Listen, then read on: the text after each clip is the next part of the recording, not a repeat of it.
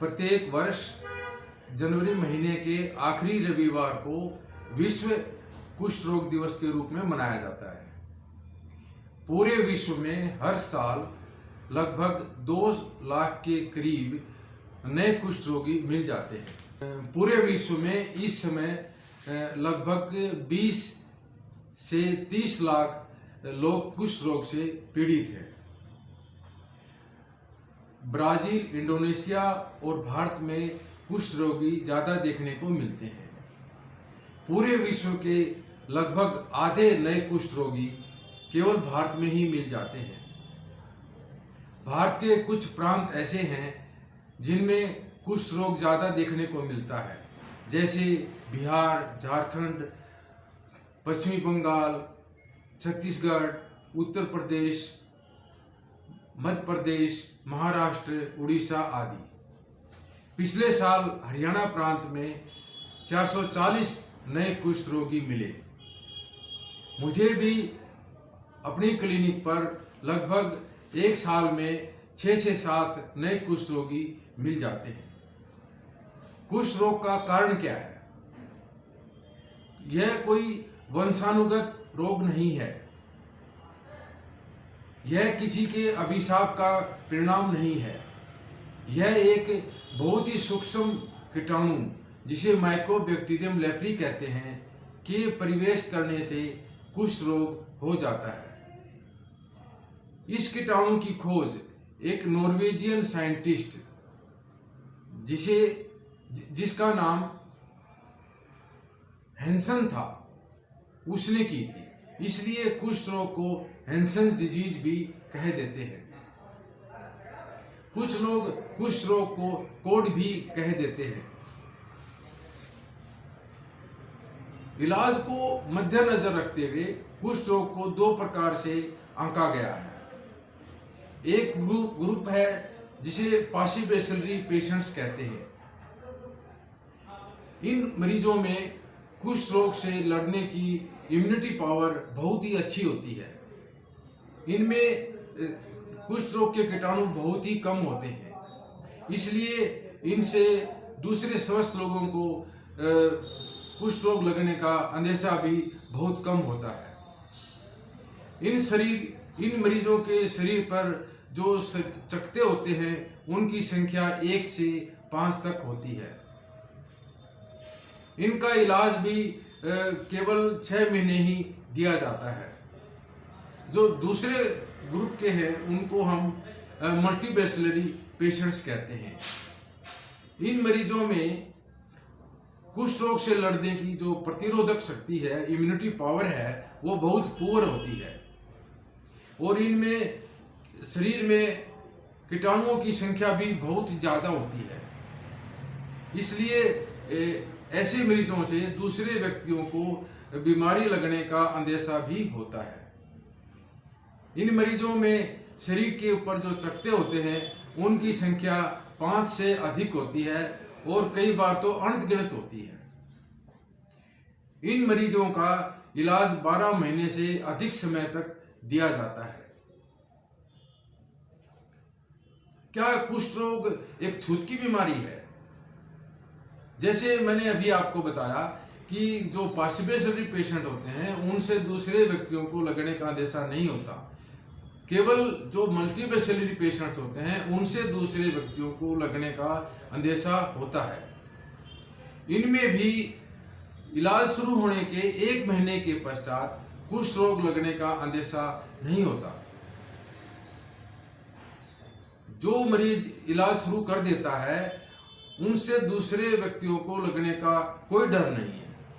डर तो उन मरीजों से है जिन्होंने अभी तक इलाज नहीं शुरू किया है और जिनका अभी तक पता नहीं लगा है। सबसे अच्छी बात तो यह है कि यदि मरीज पूर्ण इलाज नियमित रूप से ले लेता है, कि वो सदा सदा के लिए ठीक हो जाता है। कुष्ठ रोग की संक्रमणता बहुत ही कम है। इसका मेरा कहने का मतलब यह है कि जैसे कुष्ठ रोगी से हाथ मिलाने से, उसके पास बैठने से, उसके साथ बातें करने से कुष्ठ रोग दूसरों को नहीं लगता। यदि कुष्ठ रोग का कीटाणु किसी के स्वस्थ आदमी के शरीर में प्रवेश कर भी जाता है तो उसका इम्यूनिटी पावर इतनी अच्छी होती है, 95% पेशेंट्स उस कीटाणु को मार देते हैं। जो शेष 5% व्यक्ति रहते हैं उनको ही कुष्ठ रोग हो पाता है। अब सवाल ये पैदा होता है कि कुष्ठ रोग की पहचान कैसे करें। शरीर के ऊपर गुलाबी रंग के, हल्के लाल रंग के चकत्ते बन जाते हैं। यदि उन चकत्तों में सूनापन है तो ये कुष्ठ रोग का पक्का लक्षण माना जाता है। कई बार कोहनियों के पीछे भी 10 नसें मोटी हो जाती हैं, हाथों पैरों में भी सूनापन आ जाता है और कई बार चेहरे पर भी लाल चकत्ते बन जाते हैं और कान भी सूजन आ जाती है और हाथों पैरों पे भी ऐसे लाल चकत्ते बन जाते हैं। कुष्ठ रोगियों को डिफॉर्मिटीज बनना एक बहुत बड़ी समस्या है। डिफॉर्मिटीज का मेरा अभिप्राय यह है कि कई बार हाथों पैरों में और आंखों में कई बार ऐसे फिजिकल चेंज आ जाते हैं जिससे कि कुष्ठ रोगी का जो जीवन है वह बहुत दुर्भर हो जाता है। उसका जो रहना सहना है, उसकी क्वालिटी ऑफ लाइफ है, वो बहुत ही पुअर हो जाती है। लेकिन अच्छी बात यह है कि जो ऐसी डिफॉर्मिटीज हर एक कुष्ठ रोगी में नहीं बनती, कुष्ठ रोगियों में बनती हैं जिनकी अभी तक पहचान नहीं हुई है, जिनका इलाज प्रॉपर नहीं हुआ है, तो ऐसे व्यक्तियों में ये डिफॉर्मिटीज बन सकती हैं। एक बार डिफॉर्मिटीज बन जाएं उसके बाद इनका इलाज कई बार नहीं हो पाता। डिफॉर्मिटीज को तो केवल होने से ही बचाया जा सकता है। कुष्ठ रोग को शुरुआती स्टेज पर पहचानना क्यों जरूरी है? शुरुआती स्टेज पर पहचानना क्यों जरूरी है? ये इसलिए जरूरी है ताकि मरीज का इलाज जल्दी से किया जा सके और उसकी जो डिफॉर्मिटीज हैं वो कम से कम पड़े और जो मरीज की जो मल्टीस्पेशलिटी पेशेंट्स होते हैं उनकी बीमारी दूसरे स्वस्थ व्यक्तियों में ना फैले और नए नए केस ना पैदा हों और हम इस बीमारी को हमारे देश से पूर्णतया खत्म करने में कामयाब हो जाए। इस रोग का इलाज क्या है? इसका इलाज बहुत ही सरल है।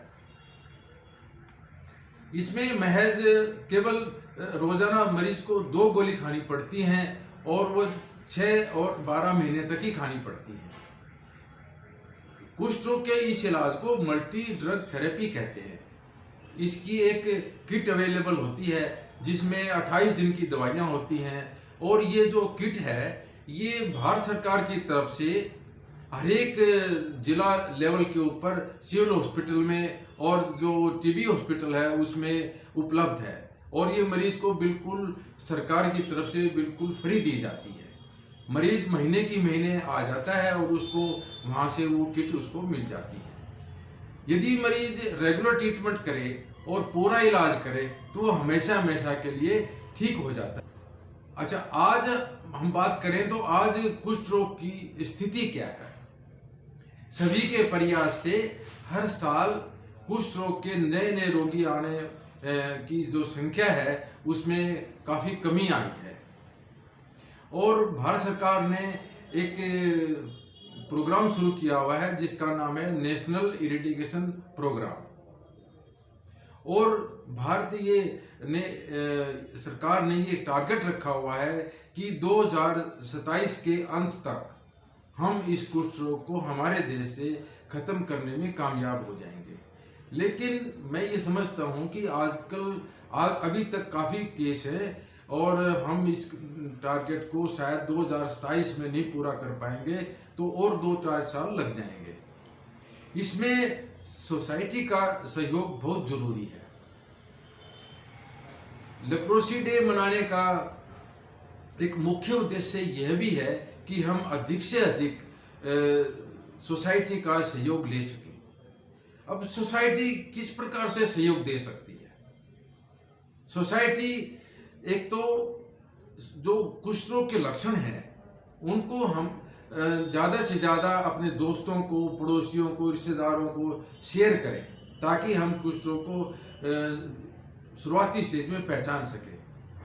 दूसरा, और अन्य जो जानकारियां हैं कुष्ठ रोग के बारे में, उनका भी हम अधिक से अधिक प्रचार करें, जिससे कि कुष्ठ रोग के बारे में जो भ्रांतियां हैं वो सारी दूर हो जाएं और इसका डर है वो भी सारा मन से निकल जाए।